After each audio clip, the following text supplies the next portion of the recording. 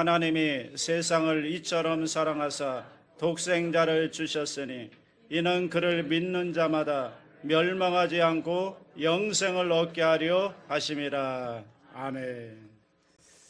할렐루야. 오늘 예배 참석하신 성도 여러분을 주님의 이름으로 환영하고 축복합니다. 또 온라인 유튜브로 예배를 참여하시는 성도님들에게도 하나님의 은혜와 축복이 함께 하시기를 바랍니다. 오늘 제목을 한번 따라해 주시기 바랍니다. 나는 왜 예수님을 믿는가? 독일의 신학자이며 최고의 지성으로 손꼽히는 한스 퀸 교수에게 사람들이 물었습니다. 당신은 왜 예수님을 믿습니까? 그는 이렇게 대답을 했습니다. 온전한 인간이 되고자 예수를 믿습니다. 아주 유명한 대답입니다. 아니 뭐야, 그럼 예수 안 믿으면 온전한 인간이 아니란 말인가? 그런 뜻이 아닙니다. 중요한 것은 예수를 믿는 것과 온전한 인간이 된다는 것, 이 상관관계를 잘 이해하셔야 됩니다. 여러분, 인간은 어떤 존재라고 생각을 하시나요? 인간을 이해하기 위해서는 그가 믿는 신에 대한 이해, 신관에 대해서 알아야 합니다. 왜냐하면 이 신관을 통해서 인간 이해가 나오기 때문입니다. 세상에는 크게 세 종류의 신관이 있는데 첫째가 무신론입니다. 무신론은 신이 없다고 하는 주장입니다. 이 무신론 속에서 인간은 그냥 물질에 불과합니다. 하나의 기계에 불과합니다. 그러므로 죽은 다음에는 세계는 있을 수 없고 영생이란 존재하지 않는다고 믿습니다. 그러므로 한 번뿐인 인생 감사하는 마음으로 멋지게 살면 된다.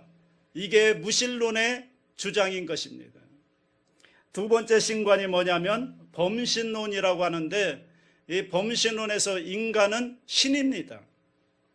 더 정확하게 말하면 인간은 자기가 신인 줄을 모르는 어리석은 신, 그래서 내가 정말로 신이구나 이것을 깨닫는 것, 이게 범신론의 목적입니다. 세 번째 신관은 유신론입니다. 신이 존재한다는 겁니다. 하나님이 존재한다는 겁니다. 여기서 인간은 흙으로 빚어진 존재입니다. 그런데 그에게 하나님의 영을 불어 넣어주셔서 온전한 인간이 되었다. 이게 유신론의 주장인 것입니다. 그러니까 유신론에서 인간이란 어떤 존재냐? 흙에다가 하나님의 영을 불어넣은 존재, 이게 인간의 본질이라는 것입니다. 그러므로 진정한 인간은 하나님의 피조물이며 그리고 하나님이 필요한 존재, 이게 인간의 본질인 것이죠. 오늘 본문은 이 인간과 하나님과의 관계를 어떻게 표현하고 있는가? 3장 16절 다시 한번 읽겠습니다.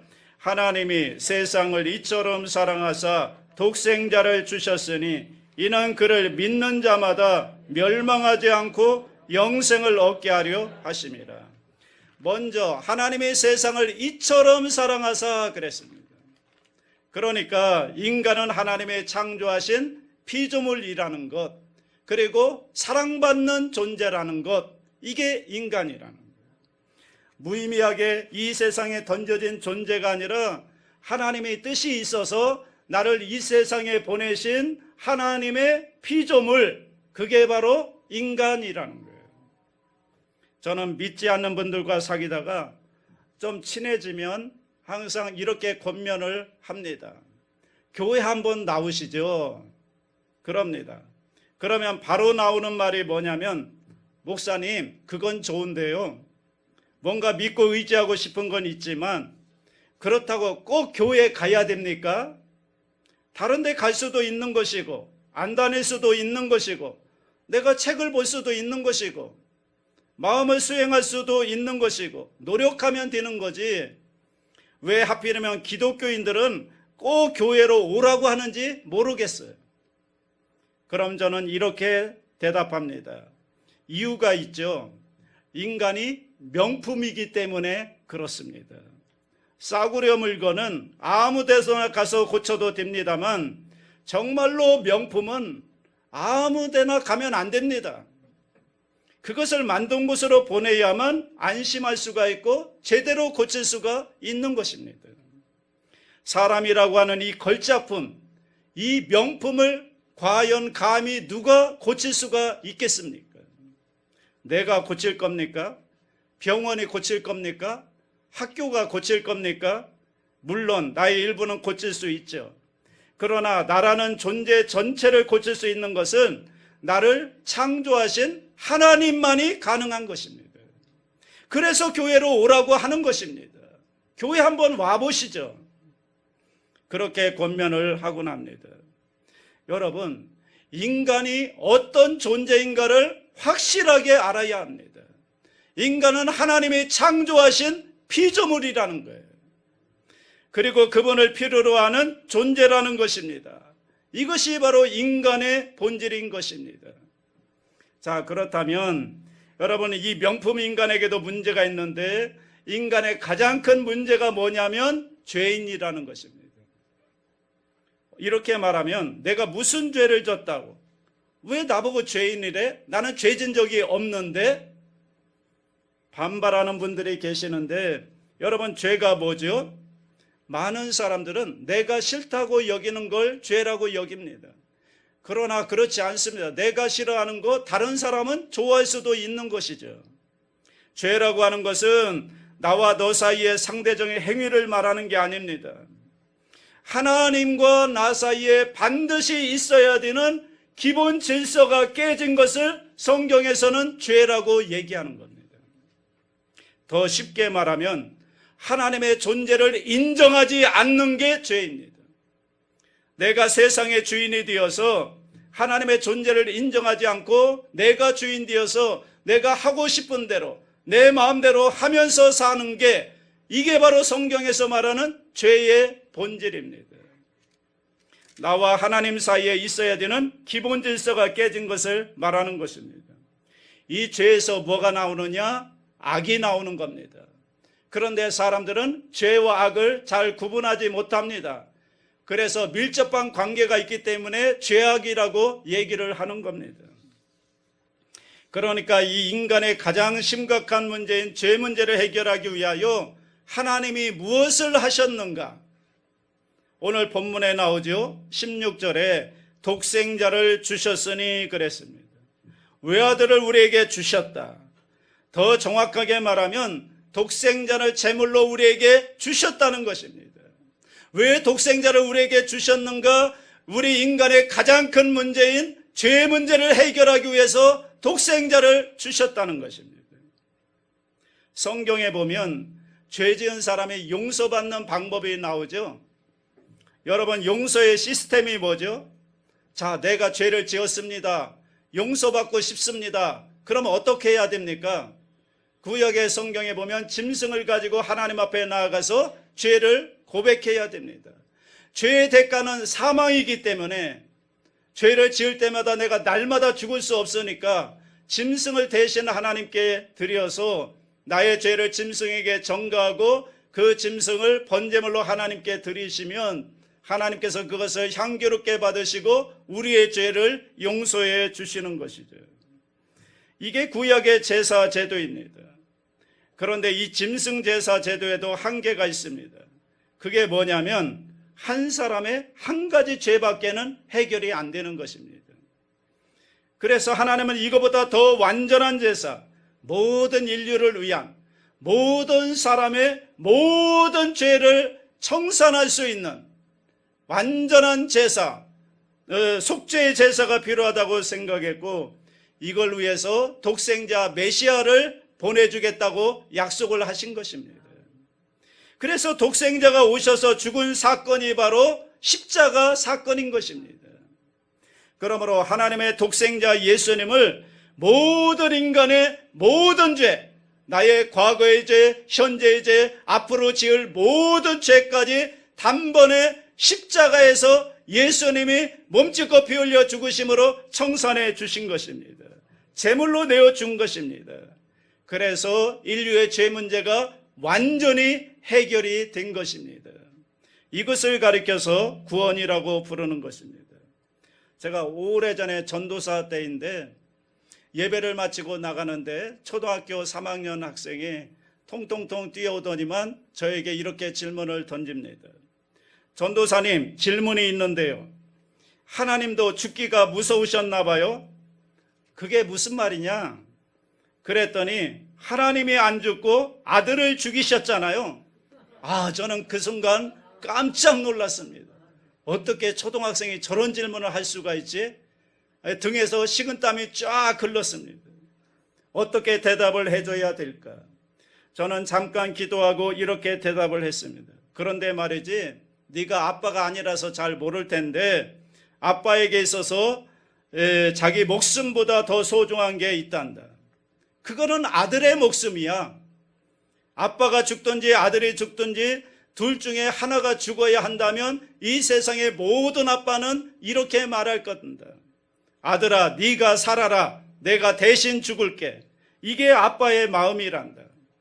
그러니까 하나님이 죽음이 무서워서 아들을 대신 내준 것이 아니고 자기 생명보다 더 소중한 독생자를 주신 거야. 우리를 위해 가장 소중한 전부를 내주었다는 뜻이란다. 이해가 가니? 그랬더니 안 가는 표정을 짓더라고요. 뭐 어떡하겠습니까? 시간이 없으니까 서로 헤어졌는데 저는 그 이후에 이 십자가에 대해서 더 깊이 묵상하게 되었습니다. 여러분, 하나님에게 있어서 가장 소중한 게 뭘까요? 이 세상일까요? 금덩어리일까요? 아닙니다. 독생자입니다. 그러므로 독생자를 주었다고 하는 것은 하나님의 모두를 내주었다는 뜻인 것입니다. 그만큼 하나님이 우리를 사랑하시고 우리가 그 정도로 가치가 있고 소중한 존재라는 걸 말씀해주고 있는 것입니다. 그래서 성 아우구스티누스는 십자가를 묵상하다가 이렇게 질문을 던집니다. 만약에 이 세상에 나 혼자만 있어도 하나님은 독생자를 보내셨을까? 나를 위해 예수님을 보내셨을까? 대답은 뭐겠습니까? 그렇다입니다. 그리고 그렇게 말하면서 그는 울기 시작했습니다. 세상에 내가 뭐라고? 어떻게 나 같은 사람을 위하여 하나님은 아들을 주실 수 있는가? 어떻게 나를 살리기 위해 독생자를 죽일 수가 있는가? 하나님은 정말 그런 분인가? 내가 그렇게 가치 있는 존재인가? 네, 여러분 맞습니다. 하나님은 우리를 그렇게 사랑하셨고 그리고 여러분은 그렇게 소중한 가치 있는 존재라는 것입니다. 이게 복음의 내용인 것입니다. 자, 그렇다면 이제 하나님의 아들을 주신 사건, 예수님의 그 십자가 사건이 나와는 어떤 관계가 있느냐? 어떻게 하면 예수님의 그 십자가 사건이 나를 위한 사건이 될 수가 있느냐? 여기에 필요한 것이 믿음인 것입니다. 그래서 오늘 본문은 말씀하시는 것입니다. 16절에 뭐라고 했나요? 이는 그를 믿는 자마다 이렇게 말했습니다. 여러분, 하나님은 사람을 차별하지 않습니다. 누구든지 믿으면 하나님의 은혜를 받을 수가 있습니다. 중요한 건 믿음인데 이 믿음에 대한 또 오해가 많습니다. 여러분, 믿음이 뭐라고 생각하세요? 믿음은 받아들이는 것입니다.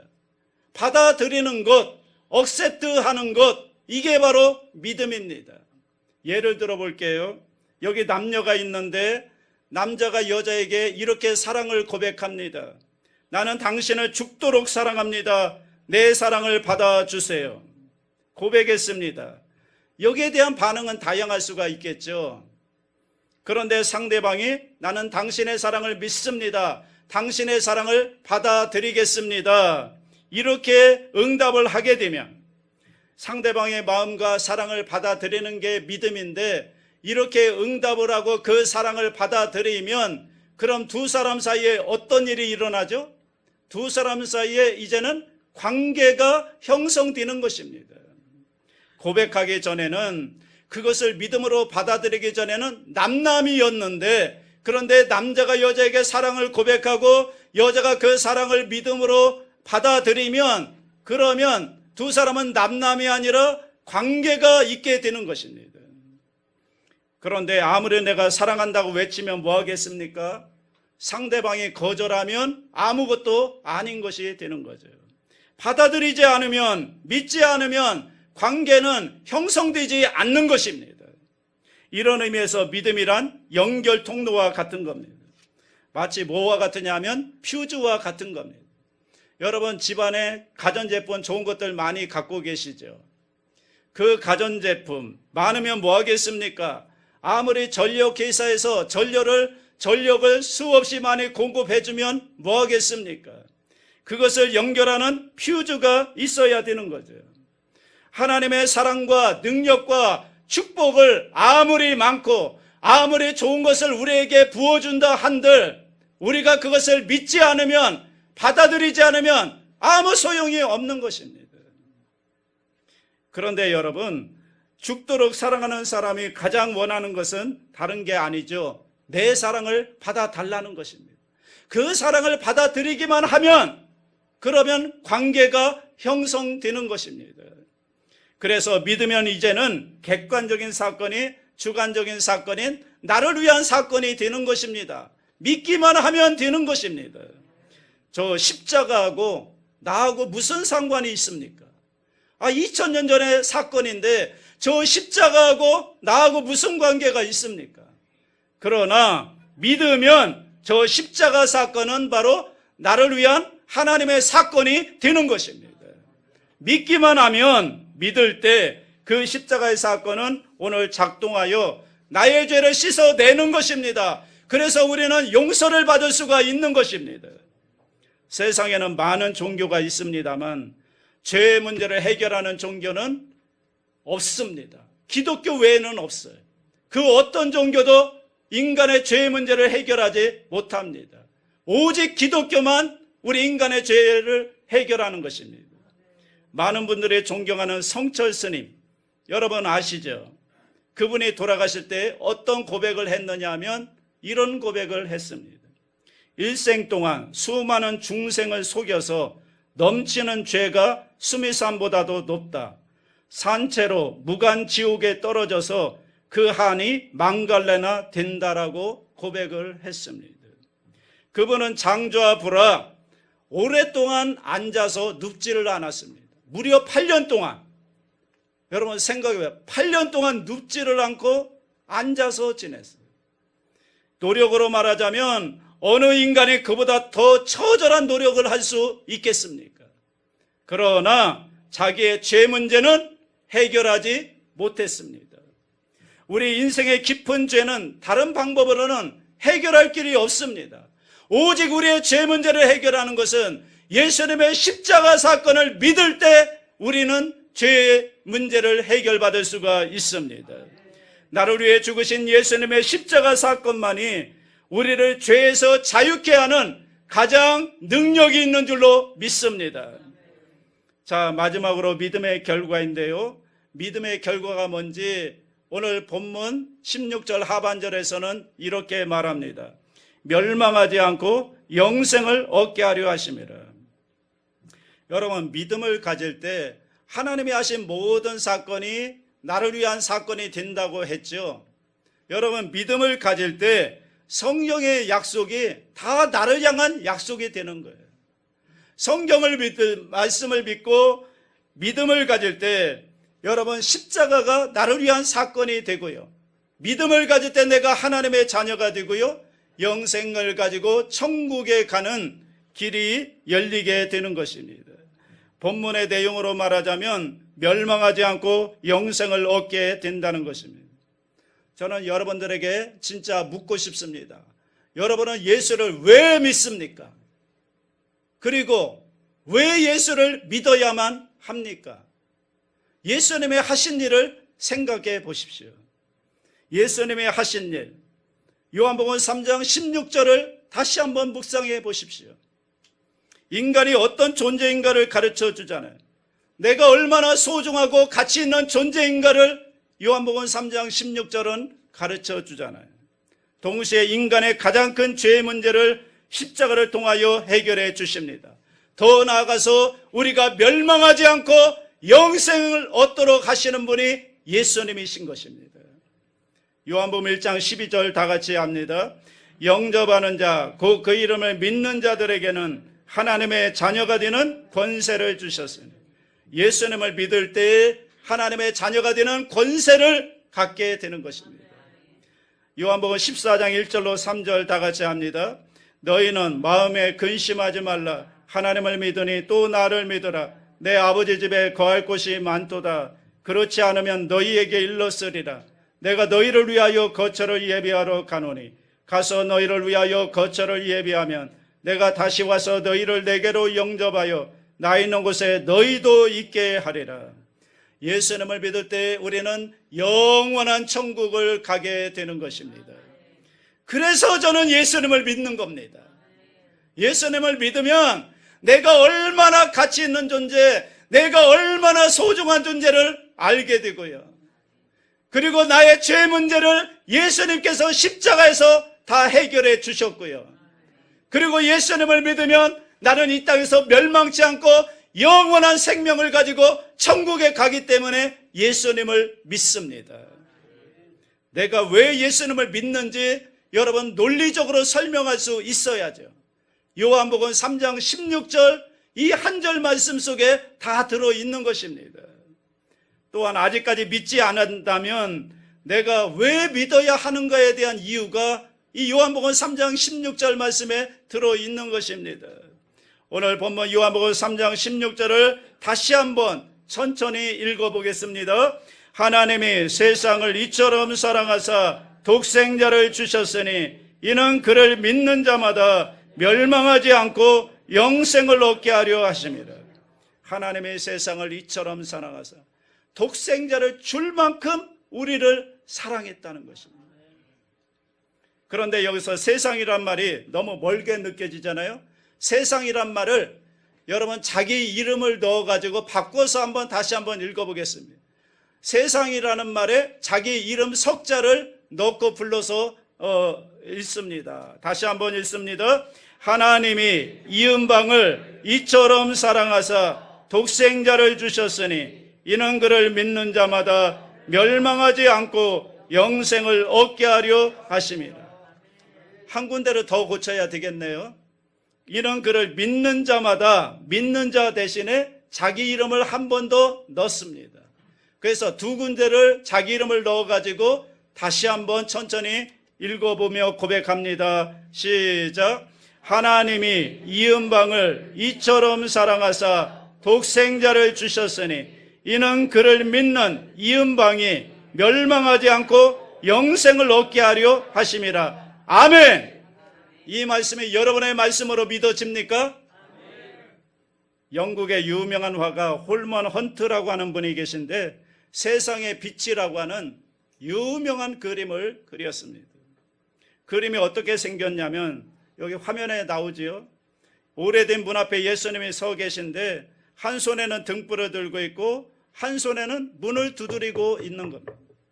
그런데 그 문은 한 번도 열린 적이 없다는 것을 나타내기 위해서 문 밖에는 원래 잡초가 무성하게 있습니다. 이 문은 안에서 자신이 스스로 열어야 하는 문이라는 것이죠.